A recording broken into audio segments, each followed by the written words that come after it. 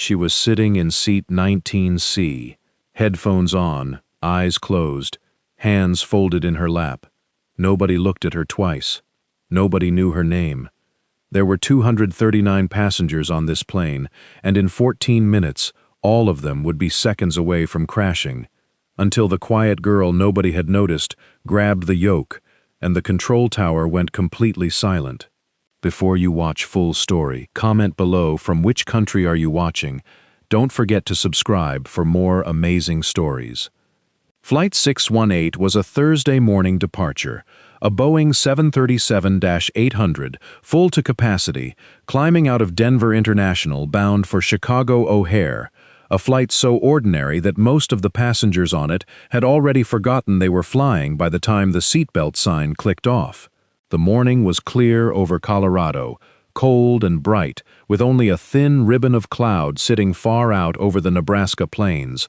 Nothing in the weather briefing suggested this flight would be remembered by anyone.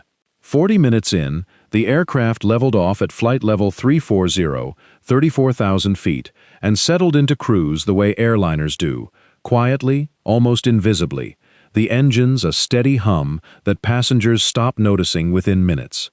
In the cockpit, Captain Daniel Reyes, 52 years old, 26 years with the airline, was talking about a fishing trip he had planned for the weekend.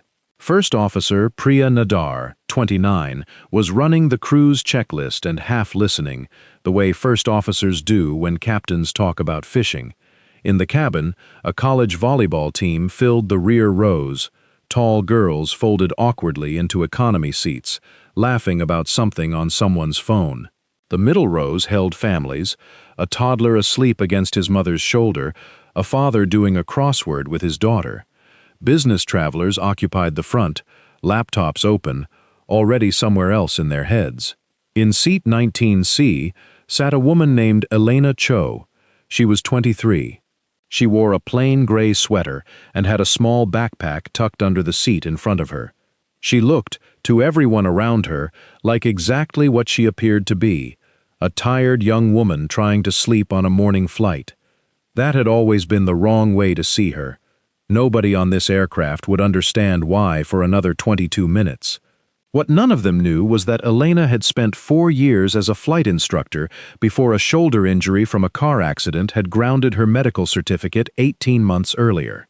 She still flew a Cessna 172 whenever her physical therapist cleared her for it, still did her walkarounds out of habit at small airfields on weekends, still dreamed some nights in checklists. She had over 1,100 hours logged, more than half of them teaching other people how to fly. She had told almost no one on this trip that she used to be a pilot. It had felt, since the accident, like a door that had quietly closed. She did not know yet that it was about to open one more time. At 9:52 a.m., something began to go wrong that no one in the cabin could see. A fault in the aircraft's pressurization system, a slow, undetected leak in a valve seal, had begun letting cabin altitude climb far faster than it should. The warning came, but not in the cabin. It came only as a soft chime in the cockpit, the kind of chime that is supposed to give a crew all the time in the world to react. It did not work that way this time.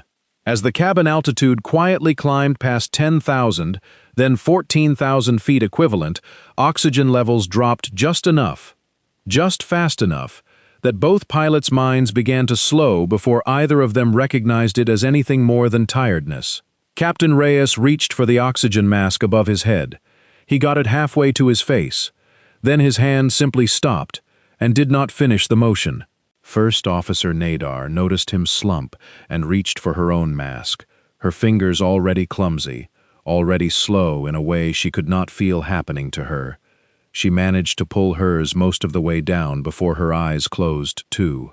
The aircraft did not know its pilots were unconscious. The autopilot held altitude, held heading, held speed exactly as it had been told to.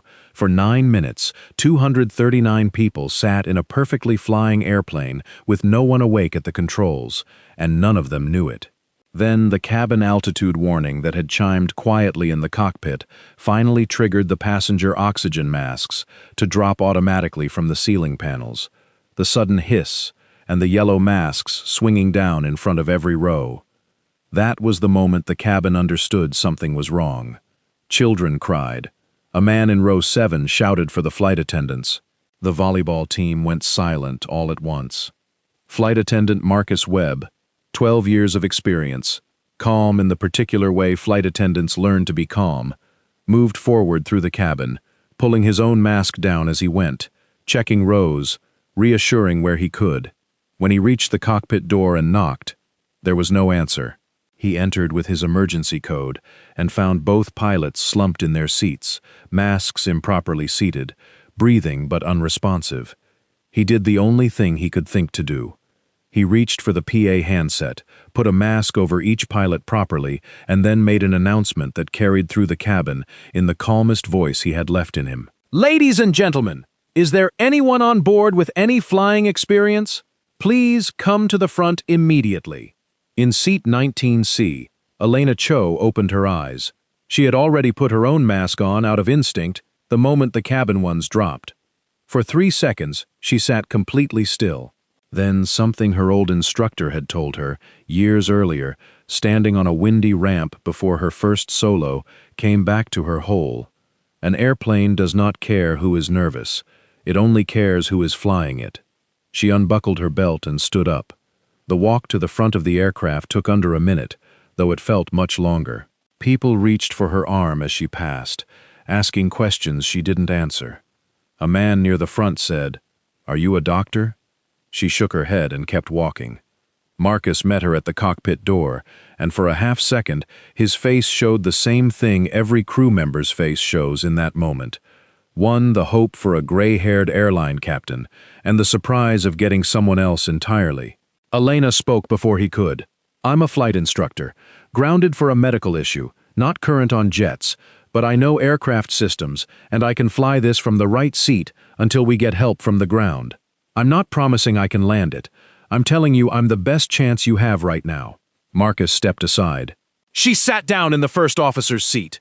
The instrument panel in front of her was nothing like the small glass cockpit of the trainers she'd taught in for years, but underneath the size and the extra screens, she recognized the shape of everything that mattered. OC-1 attitude, altitude, airspeed, heading. Different scale, same physics. She found the radio and kept her hands steady enough to press the transmit switch. Air traffic controller David Whitmore had worked Denver Center for 9 years. He had talked pilots through engine failures and medical diversions before, but never anything like the voice that came through his headset. One young, tight with fear, but precise. She gave her altitude, her heading, confirmed the autopilot was still engaged, and told him plainly that both pilots were unconscious but breathing. Whitmore made the call in seconds. Keep her talking, get her help. Don't let the frequency go quiet. Within 6 minutes, the airline had patched in a retired 737 training captain, a man named Robert Fielding, who had spent 18 years teaching new first officers exactly this aircraft. He came on the frequency from his home office, his voice unhurried on purpose. "Elena, my name's Robert. I flew this jet for a long time.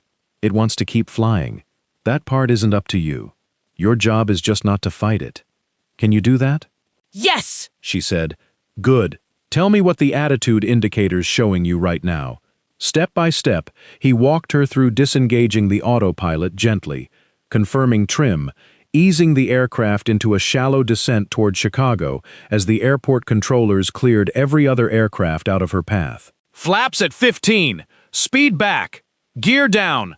The heavy shudder through the airframe, utterly unlike anything she'd felt in a trainer, and she held the controls steady through it anyway, the way she had once taught 100 nervous students to do. The runway lights came into view through scattered cloud.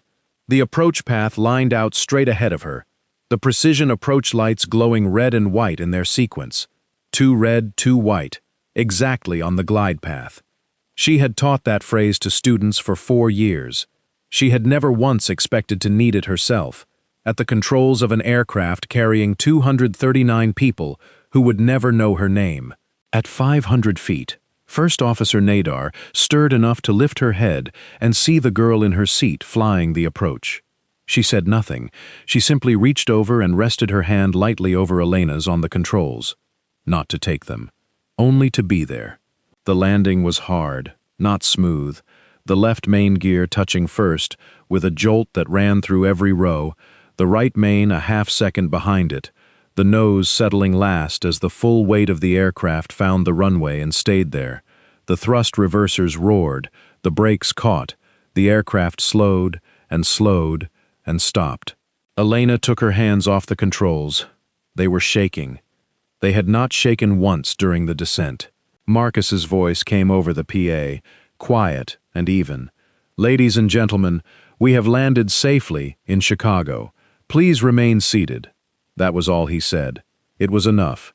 Paramedics met the aircraft within minutes. Captain Reyes and First Officer Nadar were taken off conscious, disoriented but alive.